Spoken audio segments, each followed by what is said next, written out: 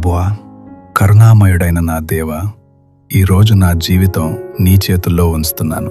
ప్రభువా, నన్ను సత్య మార్గంలో నడిపించుము.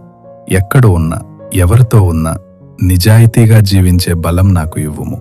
ప్రభువా, సత్యంలో నడిచే ధైర్యం నాకు దయచేయుము. తప్పు చేస్తున్నానని తెలిసినా అది ఆపగలిగే మనసు నాకు ఇవ్వుము.